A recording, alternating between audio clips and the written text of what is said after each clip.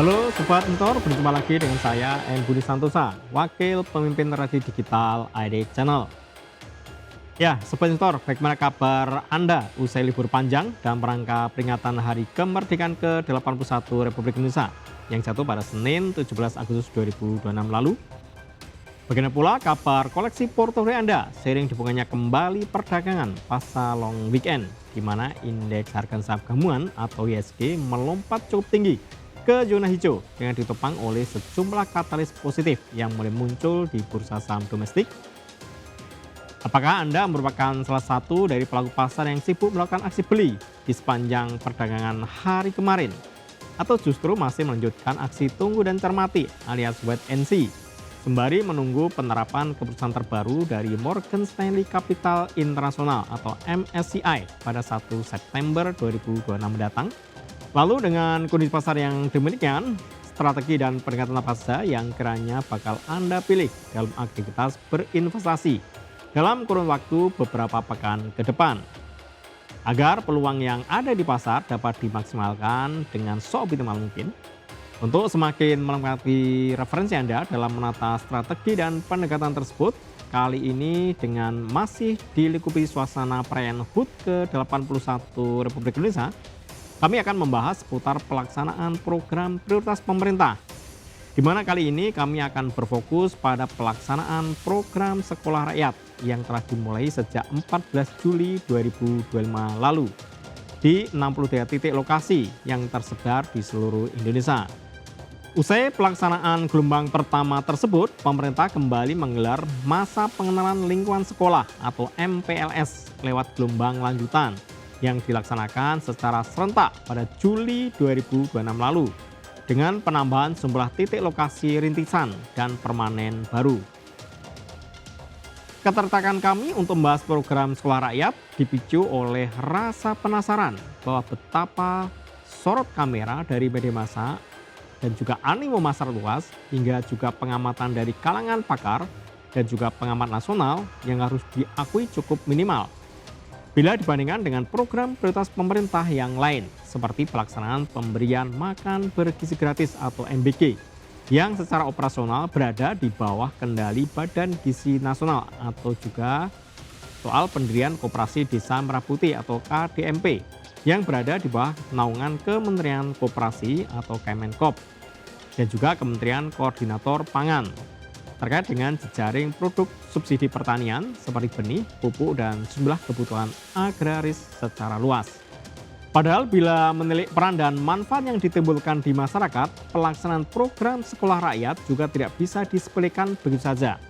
Dan bahkan kehadirannya dapat disebut sebagai solusi praktis yang tepat sasaran bagi kalangan masyarakat kurang mampu untuk tetap dapat memenuhi kebutuhan pendidikan bagi anak-anaknya.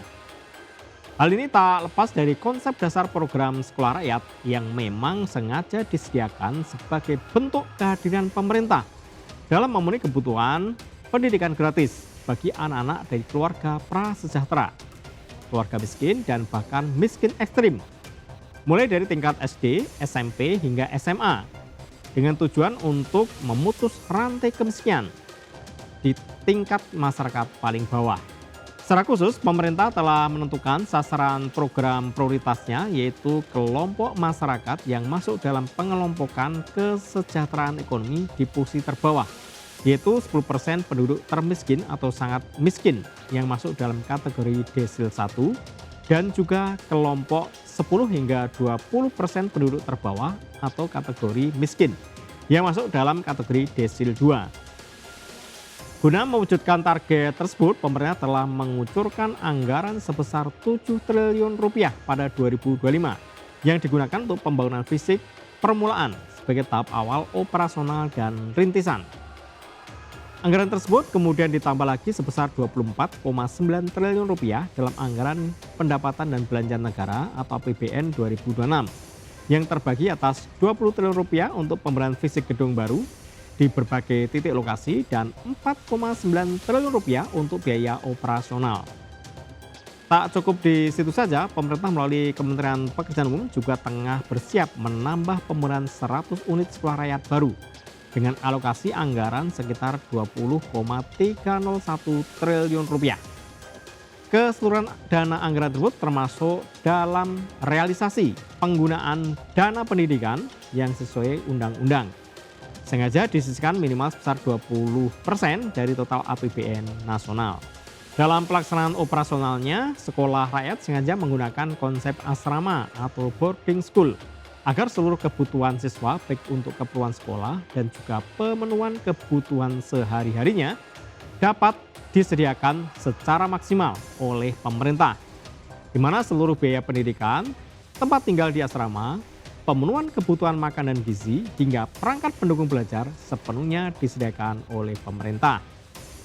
Tak hanya itu, guna menjaga kualitas pendidikan yang diberikan, pemerintah juga melengkapi seluruh fasilitas yang tersedia sesuai dan setara dengan sekolah-sekolah umum berkualitas, dengan tersedianya fasilitas laboratorium sampai perangkat pembelajaran berbasis teknologi yang sengaja dirancang untuk mendukung peningkatan literasi sains dan teknologi di kalangan peserta didik. Sementara terkait kurikulum yang diterapkan sengaja dikonsep dengan mengacu pada standar pendidikan nasional dengan fleksibilitas untuk mengintegrasikan materi sains, teknologi, rekayasa, dan matematika atau STEAM demi memenuhi spesifikasi lokal dan relevansi dengan perkembangan zaman. Perihalnya program MBG dan Kopdes Merah Putih, di mana posisi manajer dan tenaga kerja yang diperdayakan diambil dari proses seleksi terbuka.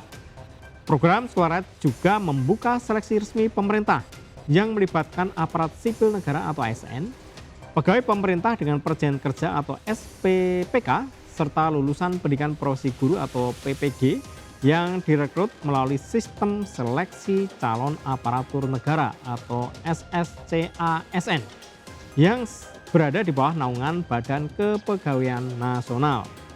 Para guru yang lolos seleksi untuk program Sekolah Rakyat tersebut bakal menerima gaji pokok per bulan sekitar 3,2 juta hingga 5,2 juta rupiah untuk lulusan S1 dan D4, serta 3,3 juta hingga 5,4 juta rupiah untuk lulusan S2.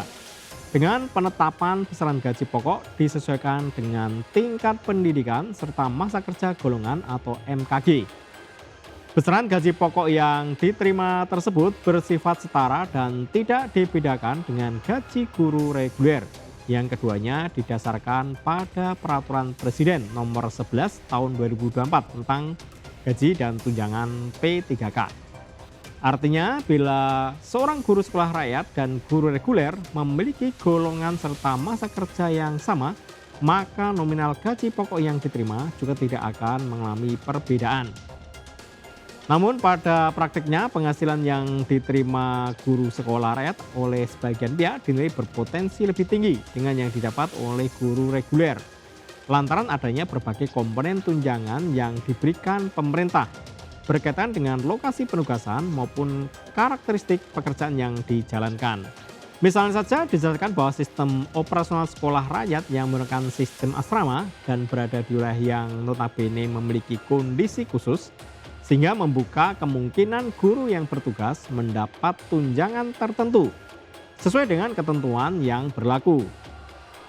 Peluang besarnya penghasilan yang lebih guru reguler ini juga senada dengan kontroversi yang muncul dari besaran gaji manajer Kopdes Merah Putih yang beberapa kali kerap menjadi sorotan karena oleh sebagian pihak dinilai terlalu besar dibandingkan dengan tugas yang diemban, sekaligus dengan standar gaji manajer toko retail sejenis. Juga keberadaan anggaran sekolah rakyat yang juga diambilkan dari dana pendidikan yang oleh sebagian pihak kerap dikomparasikan dengan sistem penganggaran yang digunakan untuk program MBG yang pada akhirnya telah diputus oleh Mahkamah Konstitusi atau MK yang harus dipisahkan dari anggaran pendidikan.